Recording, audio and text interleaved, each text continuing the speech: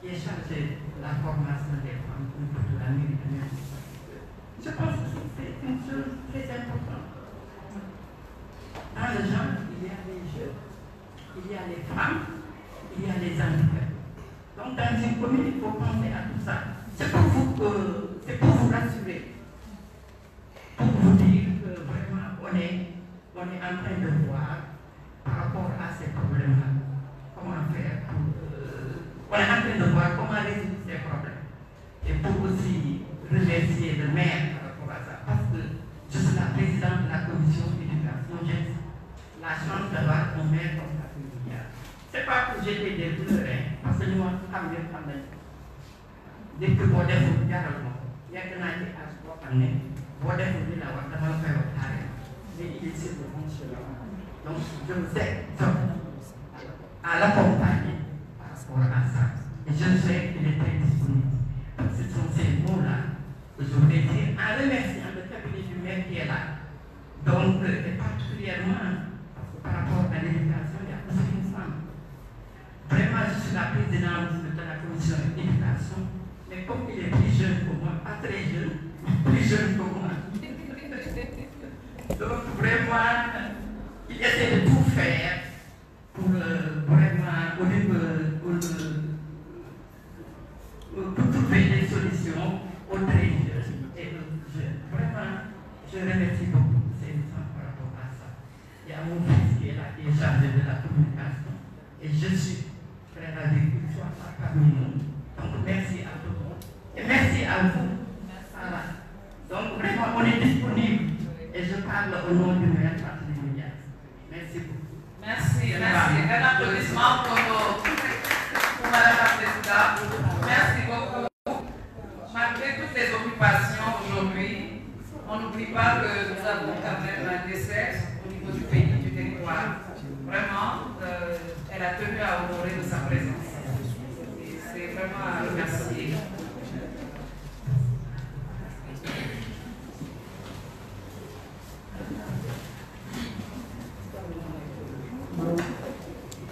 Je crois que je la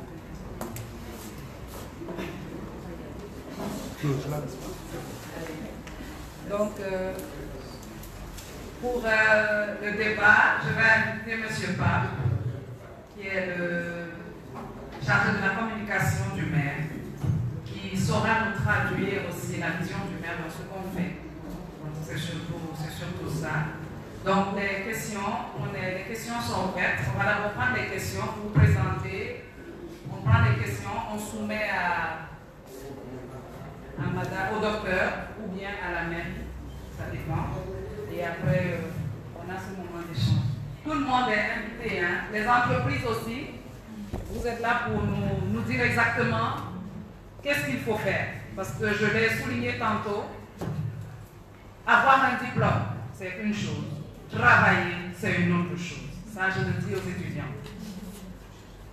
On peut avoir un diplôme, mais ne pas avoir la garantie du travail. Il y a quelque chose qui ne va pas. Je peux le dire aujourd'hui. Par expérience, je côtoie les étudiants. Je sens qu'il y a quelque chose qui bloque. Maintenant, comme on a l'occasion d'avoir les entreprises devant nous, je salue Espresso, je salue la Sonatel, je salue Crédit du Sénégal, la banque.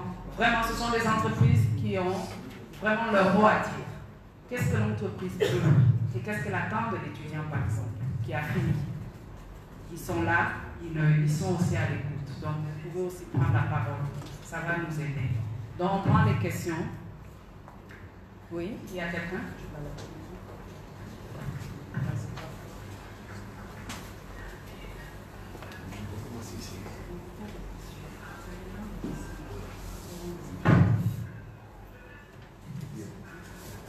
Bonjour, je m'appelle Marcel Accueil, je suis l'ancien étudiant de l'IPG. Donc, je suis cofondateur aussi d'une startup qui s'appelle Tech Sénégal. Et on a pu la créer justement grâce à la politique RSE de Kennedy 2000 et l'accompagnement RSE qu'on avait réussi à avoir de notre ancienne école IPG. Donc, moi, ma question, c'est ça plus envers Madame Silla, et c'est une question sur est-ce qu'une startup doit avoir une politique RSE?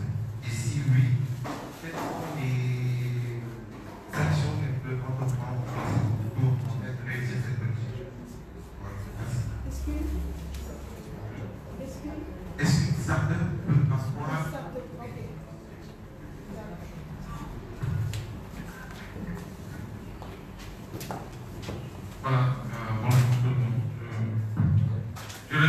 mairie pour avoir lancé cette base-là pour quand même nous permettre, nous en tant qu'institution, M. Ibrahim et du PG. J'avoue que les écoles de formation, d'une façon générale, font énormément de choses dans le domaine de RSE. Je pense que chaque année, je donne un exemple.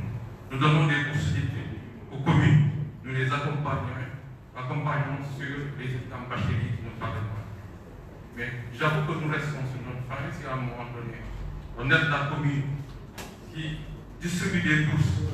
Ça dépend des critères qu'ils font pour donner, mais on n'a jamais eu de retour des taux d'insertion. Parce que notre rôle à nous, en tant qu'institution de formation, c'est d'aider. Le rôle de la mairie, c'est d'organiser, de faire en sorte qu'on puisse faire un maillage entre les institutions de formation et les entreprises qui sont présentes au niveau de la commune. L'autre élément, c'est au niveau des NH 26 000. Moi, je suis tout à fait d'accord que la formation continue aussi doit être quelque chose qui doit être pérennisé dans nos entreprises. Parce que tout simplement, vous avez des diplômes, vous développez des activités, vous avez des difficultés. Mais si l'entreprise ne vous accompagne pas aussi dans le développement futur, pour que chaque année vous puissiez avoir ce qu'il faut, l'entreprise ne va pas progresser, mais vous aussi, à un moment donné, vous avez des tâches à faire. Et c'est ça qui fait qu'aujourd'hui, les gens ne développent pas cette compétence-là qui font que les entreprises puissent progresser. Donc, au niveau de la commune, nous avons des attentes. Je pense que ça ne sert à rien chaque année de faire la même chose, de donner des bourses d'études. Ou à un moment donné, il n'y a pas cette politique de l'employabilité qui font qu'aujourd'hui, les jeunes puissent avoir quelque chose. L'autre élément chez nous, nous avons développé ce qu'on appelle les approches par compétences. Pour moi, un élève qui a même 16 ans, 17 ans, on peut le récupérer. Il ne faut pas le faire sur le système. Et c'est là où la commune aussi doit s'approcher des instituts de formation. Je pense qu'au niveau de la commune, il y en a énormément, des SUPR, des PD, il y en a énormément. Et je pense que c'est une commune qui a beaucoup de chance, mais qui ne développe pas ses potentialités. Et pour moi aussi, la commune, pour terminer, de même au Sacré-Cœur, doit être une plateforme de formation. Je dis souvent, parce que vous avez la chance aujourd'hui beaucoup d'institutions. Ça veut dire que les jeunes qui sont dans la commune ne doivent pas avoir des difficultés aujourd'hui pour avoir ces taux d'insertion. Maintenant, il y a une chose, développons ce qu'on appelle le leadership, ne développons pas aussi le management. Moi, je dis souvent dans les écoles de formation, dans la cartographie d'une façon générale au Sénégal, on développe plus ce qui est management, gestion des ressources humaines, finance, comptabilité, marketing. Changeons de paradigme pour en faire que ces jeunes-là on met un brin de leadership qui pourront être sur l'aspect humanitaire. Je donne un exemple. La mairie peut organiser d'une façon pour terminer les volontaires de la commune. Nous, on l'a développé au niveau de Médine-Gounass. Ce qu'on a fait, les étudiants qui sont en électricité, en électronique, en informatique, on a dit à la commune de Médine-Gounass, qui est la commune la plus pauvre, on vous envoie des étudiants pendant 3 mois qui vont identifier toutes les difficultés que vous avez. Ça permet aujourd'hui de pouvoir aider la commune, de prendre des jeunes qui sont dans la commune et les aider et l'intéressement dans le monde. Et c'est ça qui fait qu'aujourd'hui, c'est des expériences qu'on peut renouveler. Merci à vous. Merci. Question? Oui, c'est IAM. Bonjour à tous. Bonjour. Je m'appelle Marc-Pierre, je suis IAM, Institut africain de management. Tout d'abord, féliciter la mairie Baobab, Sacré-Cœur, pour ce qu'elle fait, parce que la mairie aussi c'est un partenaire de ces long terme. Nous avons signé pas mal de partenariats avec elle. Et je peux témoigner aujourd'hui, c'est pour tout le monde, que cette mairie fait d'énormes sacrifices quand même pour participer et à la RSE, au développement durable et à la formation des jeunes pour le nombre de bourses dont je suis témoin qu'elle offre à beaucoup de ses étudiants et aussi même à son personnel. Donc maintenant, pour toucher peut-être la question de la RSE, moi je suis un peu quelqu'un qui est entré un peu dans la culture, parce que si nous avons un peu la culture, je pense que c'est dès le départ que les débats sont un petit peu faussés, parce que nous voulons nous aligner avec des pays qui sont de grands pollueurs. Hein. Et les experts savent même que des fois certains pays qui sont de petits pollueurs comme le Sénégal vendent même leur quota à des pays beaucoup plus développés. Mais il y a des données sur lesquelles on aurait pu appuyer. Nous, quand on était jeunes, on nous racontait l'histoire de Kumba Amé, Kumba Amundé. Et nos grands-parents, ils parlaient à l'époque, ils parlaient déjà de RSE. Quand on voit que Kumba Amé avait respecté les normes de environnement, avait respecté les arbres, avait respecté la rivière, avait respecté tout, et devait aller laver sa carapace à la rivière de Gaïa, a eu gain de cause. Et au retour, Koumba Mondé, qui n'a pas fait la même chose, on sait comment il a terminé. Donc, sociologiquement et culturellement parlant, c'est que c'est à que cela se passe.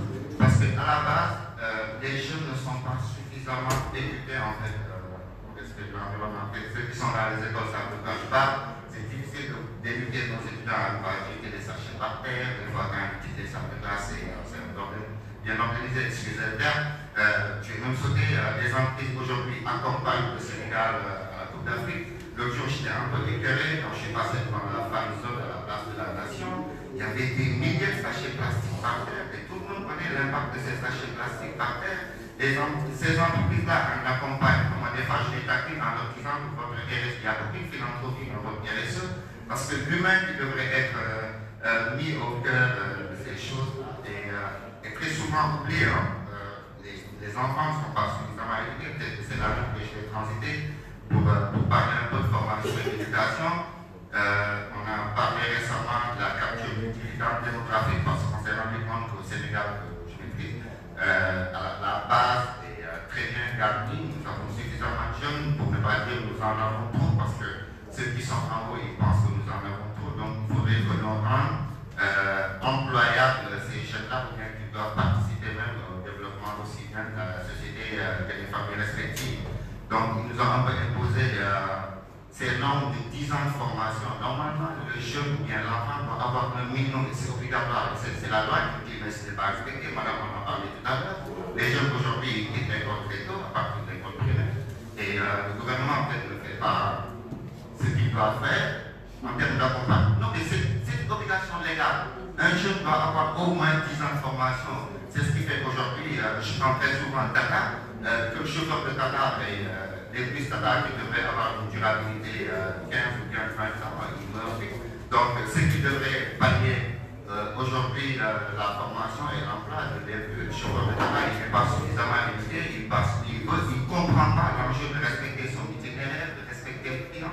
Il y a beaucoup de choses, à mon avis, et qui n'ont rien à voir avec la formation, qui sont laissées en rade. Aujourd'hui, les écoles de formation, monsieur en a parlé tout à l'heure, nous avons d'énormes problèmes aujourd'hui avec les entreprises. Moi, je suis au département d'insertion professionnelle et d'innovation. On a beau parler aux jeunes d'accompagnement, d'entrepreneuriat, de création d'entreprises. Oui, on sait que c'est ces leviers-là sur lesquels il faudrait poser. Je suis très content que d'autres aient parlé de KD. KD fait des choses extraordinaires pour accompagner les jeunes dans la création d'emplois. Mais nous, les offres que l'on reçoit pour la plupart sont comparément des stagiaires expérimentés.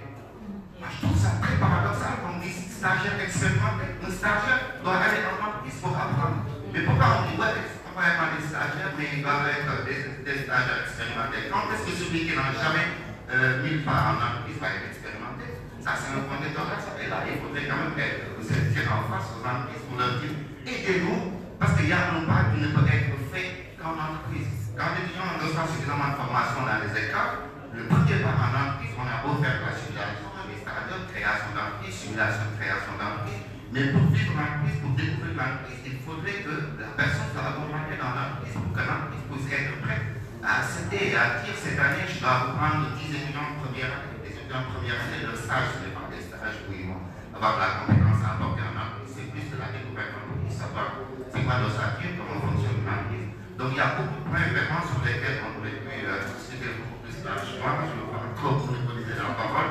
Je vous remercie et m'excuse pour avoir été très long. Oui, on a touché les entreprises. Hein? Oui. Merci beaucoup. Je remercie Madame Silla pour sa communication qui a permis de camper le sujet. Nous sommes de l'école dentaire internationale, première institution de formation de chirurgien dentiste, et nous sommes à la frontière de Sacré-Cœur et de la mairie de York sur la Delère. Raison pour laquelle nous avons répondu à cette invitation avec énormément de plaisir. Nous avons le privilège d'avoir été enseignant à l'université chez Anta Diop pendant 40 ans, d'avoir pris notre retraite et de nous réinvestir dans le monde de l'enseignement et de la santé en créant cette école. Nous avons le privilège d'être à la fois dans l'éducation, la formation et être prestataire de soins de santé dentaire. Et aujourd'hui, je me dis enfin, on va commencer par commencer.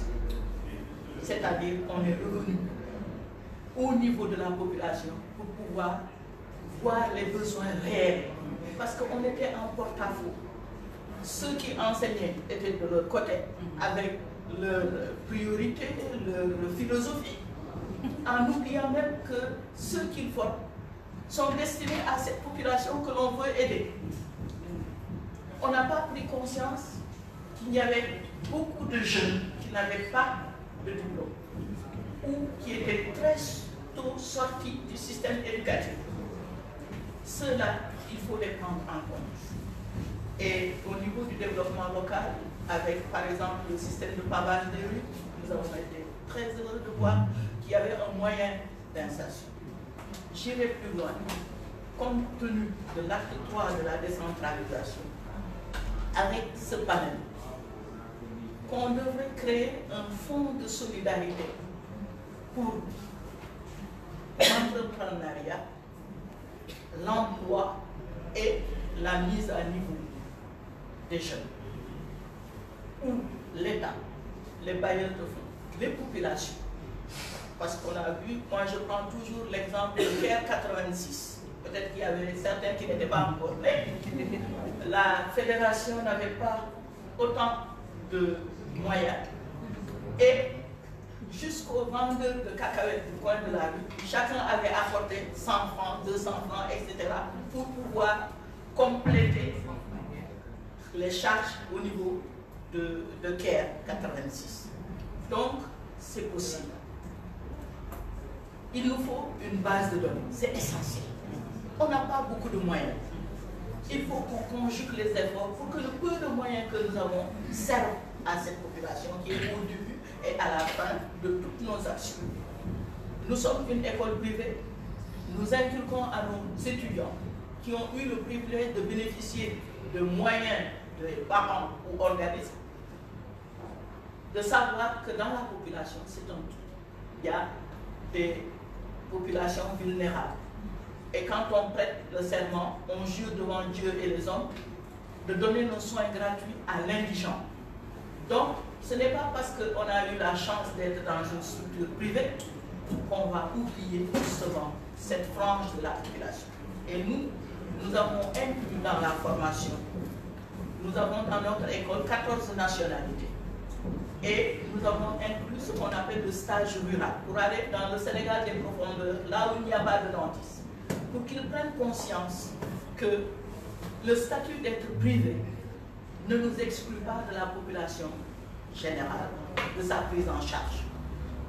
Donc, nous avons la formation initiale en vue des diplômes, nous avons la formation continue en direction des praticiens, aussi bien du service public que du service privé, et nous avons aussi, avec la réforme LMD, les passerelles qui nous permettent de remettre à niveau certains qui, pour des raisons X, ont changé d'orientation pour pouvoir, par rapport à ce qui se fait de mieux au niveau social, de pouvoir trouver un emploi plus facile. Donc, c'est vous dire que nous trouvons enfin un terrain sur lequel on va pouvoir discuter, mettre ensemble, mutualiser nos forces pour avoir un meilleur résultat et au bénéfice du maximum de la population. En tout cas, merci. L'École dentaire internationale. Merci et bonne continuation. Oui, on aimerait bien entendre les entreprises. Hein? Bonjour à tous, je m'appelle Corasso, je suis responsable du développement opérationnel.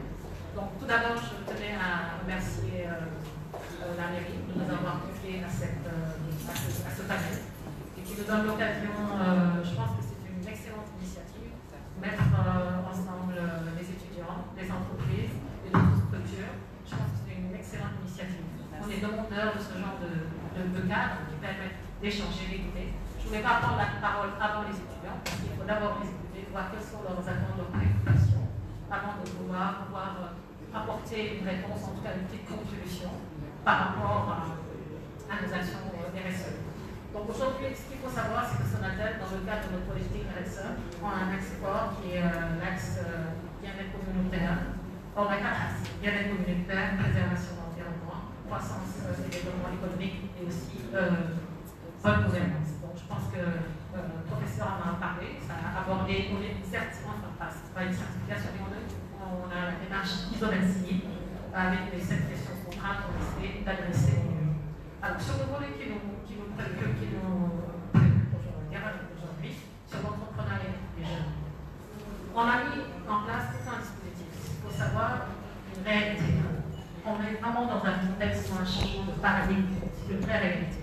Tout le monde ne pourra pas trouver un emploi dans une société. Peut-être qu'il y a des gens qui souhaitent travailler dans une entreprise. Moi, quand je terminais mes études, je vais travailler dans une entreprise. La réalité, c'est que ce n'est plus possible. Les entreprises, on est tous dans un mode post-killing, on essaie de jongler avec les effectifs existants, etc. Les entreprises sont moins dans les démarches. Je ne parle pas forcément de Sonatel, mais de toutes les entreprises. Il faut qu'on soit conscient de la vraie réalité. Les entreprises recrutent de moins en moins. Peut-être qu'ils ont des temporaires, des stagiaires, etc. Mais les recrutements ferment de moins en moins. Maintenant, ce qu'il faut savoir, ce n'est pas la fin du monde.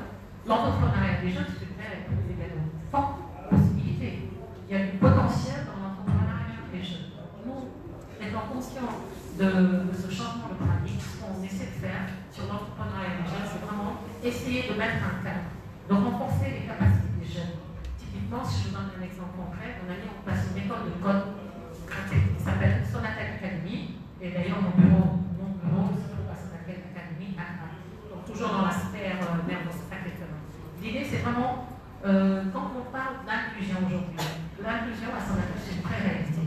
Aujourd'hui, on a parlé tout à l'heure des couches vulnérables, qui sont notamment les jeunes, les femmes, et aussi les personnes vivant en handicap. Nous adressons toutes ces couches-là. Je suis en train de faire la publicité, je suis en train de donner la réalité de fait et de montrer quelles sont les possibilités. Sur l'entrepreneuriat, effectivement, cette école de code aujourd'hui reçoit des jeunes qui n'ont pas forcément un niveau d'éducation élevé. Justement, dans cette démarche d'inclusion, on identifie des personnes jeunes qui ont autour de 16 ans qui n'ont pas forcément des diplômes très élevés. Parce que c'est une couche qui est un peu laissée pour compte. Et cette couche-là doit être incluse. On prend ces jeunes-là. Aujourd'hui, on avait la première cohorte, c'était 50 jeunes qui sont formés au coding. Et quand ils sortent de Sonatel Academy, ils peuvent monter leur emploi à un job. Et aujourd'hui, on est tellement la demande est forte qu'on est parti en collaboration avec l'UVS, l'Université virtuelle du Sénégal. On part sur des cohortes de 100, 200 personnes, de jeunes qui sont en présentiel bien online, pour les former. Donc, vous voyez, c'est le renforcement de capacité de jeunes qui tout de suite on renforce leur emploi FDP et tout de suite ils peuvent montrer leur entreprise, tout au moins valoriser cette expertise-là qu'ils ont développée. Donc au-delà de ça, par rapport au stade, les jeunes, allez-y, très longtemps, c'est un risque. C'est vrai qu'on n'est pas forcément formaté comme ça. Le goût du risque ici au Sénégal, c'est dans notre éducation. Et vous allez ailleurs, très tôt, les jeunes à 18 ans, ils commencent à montrer leur petit job. Nous, c'est bon, voilà, je suis papa-maman, et puis après à l'université, tout de suite on attend. On n'a pas développé certaines compétences, on arrive en entreprise, on a toute une formation académique théorique, on n'a pas forcément eu la chance d'avoir vu la main en pratique. Donc nous, on essaie justement, avec cet accompagnement, notamment des startups, de dire aujourd'hui, vous avez pris le risque, on vous accompagne, on met un dispositif de renforcement des challenges. Parce qu'il faut une émulation. Il y a des jeunes qui sont là, qui ont des idées, parce que je ne sais pas, pour le pétrole on vient de découvrir, mais le cerveau, machallah, au Sénégal, les jeunes sont smart, ils ont beaucoup d'idées. Ils ont juste besoin pour ces idées qu'ils soient encadrées. C'est une chance d'avoir cette matière grise-là au Sénégal. Maintenant, il faut l'exploiter. Il y a un savoir-être. Être entrepreneur, c'est pas évident. Hein. Il y a un savoir-être, il y a un savoir-faire. Je peux être smart, intelligent, avoir une idée, mais cette idée, il faut que ce soit encadré, il faut que je puisse former, j'ai des compétences managériales, parce que avoir sa start-up, je suis chef d'entreprise. Il faut que j'ai des compétences qui me permettent de pouvoir gérer des compétences managériales. Donc, on a des formations en rapport avec des partenaires, comme des incubateurs, comme le STIC typiquement, que l'on accompagne depuis des années. C'est pour renforcer la capacité des jeunes. Les jeunes qui ont des idées, mais ils ont besoin d'être renforcés au niveau, on va dire, compétences managériales, savoir-être, ce savoir-faire et ce savoir-être manager. Parce qu'aujourd'hui, sur les petites entreprises et les startups, on a 80% d'échecs courants. Pourquoi? Parce que le jeune qui a son idée, il monte, il ne sait même pas faire à la base monter un business plan. C'est dans ce cadre-là qu'on a accompagné la BTE qui a organisé un challenge pour permettre, j'ai mon idée, je suis jeune, j'ai mon idée, mais pour la pérennité de ce que je vais monter, il faut que j'ai pour moi un business model. Le business plan qui me permette de savoir qu'est-ce que je vais mettre, quelles sont mes charges, quels sont mes revenus, comment mon entreprise va survivre. Et donc, on met nous, sur la classe, ce qu'on essaie de faire, c'est mettre en place tout ce dispositif-là pour accompagner les jeunes à l'état qu'il est, de renforcer leurs capacités, leur savoir-être entrepreneur. Et après, une fois qu'ils sont rentrés dans ce circuit-là, on va dire, comme on a dit tout à l'heure, les incubateurs comme le CETIC, Jocolabs, qui est aussi c'est des structures à connaître. Le CETIC renforce les capacités de ces jeunes-là. Jocolabs aussi est un cadre vraiment qui accompagne les jeunes, renforcer leurs capacités. Il y a du networking, du réseautage qui permettent de mettre les jeunes les uns avec les autres. Et je pense que cette mise en synergie de vos idées, de vos actions, ça vous permet de vous renforcer. On a un cadre qui s'appelle Upscaler qui met en place en synergie plusieurs startups dans différents domaines pour renforcer, pour qu'ils puissent échanger. Et même dans nos bureaux aujourd'hui, on incube des jeunes. Il y a des jeunes qui ont besoin de connexion. Ils n'ont pas les moyens d'aller louer un local pour pouvoir. Il y a des basiques. Je suis jeune, je viens de sortir de l'université, je prends le risque de monter mon entreprise. J'ai besoin d'avoir de la connexion, j'ai besoin d'avoir. Je ne peux pas payer ça, je ne peux pas payer l'électricité, etc. Donc nous, dans nos bureaux, il y a des gens qui sont incubés, c'est-à-dire qui vivent dans nos bureaux, qui utilisent nos bureaux, notre connexion, Internet, on leur donne des offres, etc. Donc en fait, chaque entreprise a une responsabilité vis-à-vis de la communauté. Nous, on est conscient de cette responsabilité, on essaie vraiment au maximum d'aider les jeunes en renforçant leurs capacités, en leur mettant à disposition la connectivité qu'ils ont. Maintenant, aujourd'hui, il y a tout un dispositif au niveau étatique. Il y a la PSEJ, par exemple, on accompagne depuis des années, c'est le programme sénégalais pour l'entrepreneuriat des jeunes, pour l'emploi des jeunes, qui forme des jeunes à renforcer leurs capacités et leur employabilité. Donc ça, c'est à connaître. La DPE et l'Agence pour l'encadrement des PME, c'est à connaître. Parce que ce sont des structures qui sont là, qui vous accompagnent, qui vont vous aider à monter votre business plan, qui vont vous aider, vous accompagner. Et en rapport, eux, ils le font en rapport avec des sociétés comme Sonatel, qui les accompagnent à leur tour. Donc vous avez tout un dispositif qui est là. Prenez le risque, soyez conscient de votre chose, soyez sûr de vous, et allez-y. Et les entreprises sont là, et je pense que la mairie a un rôle, tout à l'heure, je pense qu'il y a un point important qui a été dit tout à l'heure, où on disait, la mairie a le devoir, a un rôle important à jouer. Surtout si on circonscrit à la zone merveilleuse Sacré-Cœur, c'est de pouvoir identifier, de cartographier les besoins et de dire, voici dans cette zone-là, voici les besoins. D'accord? Voici les besoins, il y a une cartographie qui est faite, et on dit, vous, entreprise, voici les besoins, dans votre domaine d'activité, qu'est-ce que vous pouvez faire? Ça, c'est le plus simple. Et même hors de votre domaine d'activité, voici les besoins, qu'est-ce que vous pouvez faire? Et nous, on est preneurs. C'est notre responsabilité. Comme on dit, la RSE, c'est la contribution des entreprises au développement durable. Là, le sujet d'aujourd'hui, c'est vraiment l'entrepreneuriat, mais dans d'autres domaines, comme Madame on en parlait, professeur, sur l'environnement, la gestion des déchets, on est en plein dedans, des oiseaux, des déchets, d'équipements électroniques, on plante des arbres, on fait de l'éducation environnementale, ça c'est important, parce qu'il y a un changement de comportement qui doit être instauré. Et nous, on essaie de jouer notre petite partition en allant dans les écoles, on est allé à John Federal Kennedy, au lycée Kennedy, on a fait de l'éducation environnementale, on a planté des arbres, etc. On est allé à Toubacouta, etc. Donc ce rôle-là d'entreprise, on est prêt à l'assumer. Je pense qu'il y a quand même la mairie peut avoir un lead dessus, et nous sommes là en soutien, on est vraiment aux côtés, et je pense que la mairie de Mermoz-Sacré-Cœur est bien consciente de notre accompagnement. On a mis dans l'amélioration du cadre de vie, on a construit une aire, je ne sais pas si vous avez eu l'occasion de la voir, une aire de jeunes multifonctionnels à Cité-Cœur Bangui. Et ça, c'est pour le bien-être des couples, pour améliorer le cadre de vie. Mais chaque entreprise a ce devoir-là d'améliorer, de contribuer à l'épanouissement de la population. Enfin, pour l'entreprise, tu gagnes de l'argent et tu as ce devoir de reverser. Donc, on essaie de faire au mieux. On est derrière vous, on est avec vous. Vous pouvez compter sur son appel. Je vous remercie de votre attention. Merci. Je rappelle juste, on a un timing à respecter. Donc, c'est vraiment, comme je dis, on en aura si ce n'est que des panels. Ce n'est que le début. On démarre. Et je sais que quand on va vous appeler, ou bien vous inviter pour faire le point, vous viendrez aussi avec nous. C'est tout un programme. FIGEA, il y aura une phase pratique du 26 au 28. Oui, on va quand même. On a déjà reçu des CV. À l'heure où je vous parle, nous avons 300 CV qui sont arrivés. Et ça ne fait que commencer.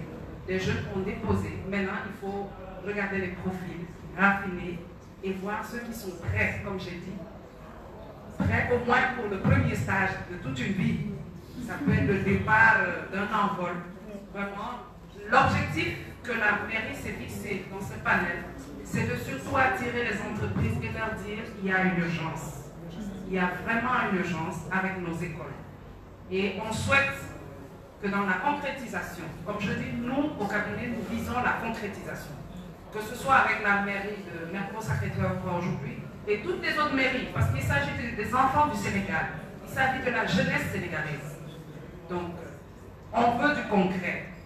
Il y aura ce moment d'échange du 26 au 28 où nous invitons toutes les entreprises de la commune. Les stands sont là. Venez et voyez les produits que nous avons. Nous avons travaillé, nous avons formé. Écoutez-les. S'il y a des problèmes, nous saurons, parce que vous aurez une fiche pour nous dire ça n'a pas marché, ça n'a pas marché. Étant dans la formation, vous savez, pour aider un étudiant, il faut lui dire ce qui n'a pas marché. Et la majeure partie des étudiants que nous avons rencontrés, moi de toute ma carrière, j'ai plus de 10 ans d'enseignement, je vous assure, ils ne savent pas pourquoi on ne les a pas pris à un stage. Et là, c'est le problème. Ils sont malheureux quand ils vous disent ça n'a pas marché. Ça n'a pas marché, mais qu'est-ce qui n'a pas marché? Alors nous, on cherche, on aura une fiche dans laquelle toutes les entreprises, je dis bien, les stands sont ouverts à toutes les entreprises qui veulent participer. Venez voir ce que la commune a déjà fait. La commune a payé les bourses. La commune a mis à la disposition des entreprises, des jeunes diplômés. Maintenant, si ça ne marche pas, on aura aussi une fiche pour leur dire il y a ça à améliorer. Et ça à améliorer. Comme madame a dit, au niveau de la Sénateur, par exemple, ils ont un renforcement de capacité. Nous aussi, on va travailler pour améliorer. Parce qu'il faut profiler, il faut qu'il y ait le profil pour l'employabilité. Il ne s'agit pas d'entrer comme ça. Parfois, il faut apporter une touche. Et toutes les écoles sont concernées. Vraiment, c'est un travail qui ne fait que commencer aujourd'hui. On ne peut pas tout dire aujourd'hui. Vraiment, en 4 heures de temps, on peut tout dire. On va essayer. On a jusqu'à 13h30, 13h45 maximum. On essaie d'avoir les questions des jeunes. Les jeunes, je vous vois, mais vous ne posez aucune question. Vraiment, il ne faut pas après nous dire ça n'a pas marché, ceci s'est passé par là. Donc, on va prendre des questions, surtout des questions. À la table aussi, on a le chargé de la com du maire qui peut apporter une contribution. Il y a Madame Dédé aussi. Je vais vous donner la parole, Monsieur Pape, s'il y a quelque chose à dire. Voilà, le micro, il est devant vous. Merci. Moi, je te demande. Alors, Pape Konali Gaïté, conseil de communication du maire. J'aimerais tout simplement répondre à une question de M. Fall de l'IPG. Ensuite aussi m'adresser aux entreprises présentes dans la salle. Alors, déjà, la RSE. Au Sénégal, on a peut-être une culture de RSE qui n'est pas adéquate à la pensée même de la population, bien même aux besoins même de la population. Aujourd'hui, nous travaillons donc avec pas mal d'entreprises qui ont eu à réaliser même des choses considérables dans la commune. Je peux citer l'exemple de Orange Expresso. Alors, si je prends juste l'exemple de Orange qui a eu à réhabiliter donc, un poste de santé à hauteur donc, de 200 millions, ou aussi rénover des écoles, nous construire des aires de jeu, tout cela rentre dans le cadre de l'amélioration du cadre de vie. Mais hormis donc, le cadre de vie, ou bien même hormis donc, cette amélioration donc, du cadre de vie, il y a quelque chose de très important, c'est-à-dire c'est la ressource humaine. c'est l'employabilité des jeunes. Aujourd'hui, l'employabilité des jeunes est un problème général dans les pays en développement.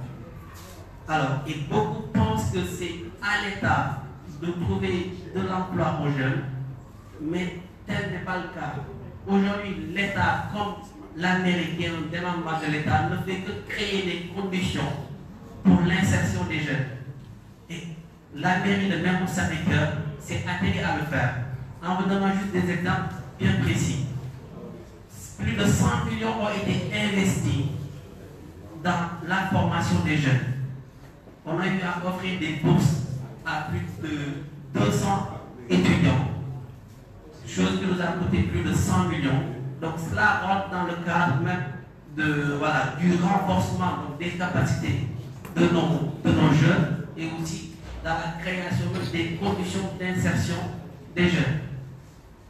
Ensuite, il y a aussi des partenariats qui ont été tissés avec les organismes qui sont là. Mais aussi, j'aimerais tout simplement ajouter une dernière chose par rapport aux conditions même. Je dirais tout simplement que les entreprises qui sont dans la commune, n'oublions pas que c'est des entreprises à but lucratif.